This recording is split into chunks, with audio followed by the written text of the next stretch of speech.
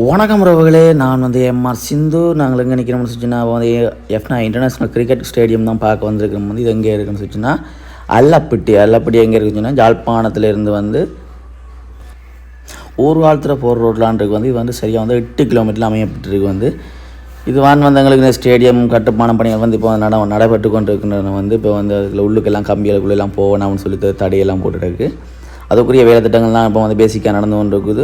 இன்னொரு விஷயம் என்று கேட்டால் இதை வந்து இப்போதைக்கு தற்காலிகமாக தடை செஞ்சு வச்சுக்கொண்ட ஒரு நியூஸும் போய்கொண்டு இருக்குது. அது உண்மையாக போய் எனக்கு தெரியவில்லை. ஆனால் வந்து அதுக்குரிய நியூஸும் போய்கொண்டு இருக்கான். ஆனால் இது வந்து அமையப்பெற்ற யாழ்ப்பாணத்துக்கு எடுத்த வரப்பிரசாதம்னு சொல்லலாம். வந்து அப்படி ஒரு பிரம்மாண்டமாக தான் இருக்கும். வந்து இந்த இடமும் வந்து பாருங்கள், இயற்கையோட கூர்ந்த இந்த இடம் வந்து வேறு லெவலில் தான் பெறப்போகுது. இப்படி தான் அந்த ஸ்டேடியம் அமைய பெறப்போகுது. அந்த மாதிரி வரைபடம் தான் இது வந்து பாருங்கள். இப்படி வரப்போன்னு மட்டும் இது வந்து ஒரு யாழ் மாவட்டத்துக்கே கிடைச்ச ஒரு வெற்றின்னு தான் சொல்லலாம். வந்து அப்படி ஒரு பிரம்மாண்டமாக தான் பெறப்போகுது.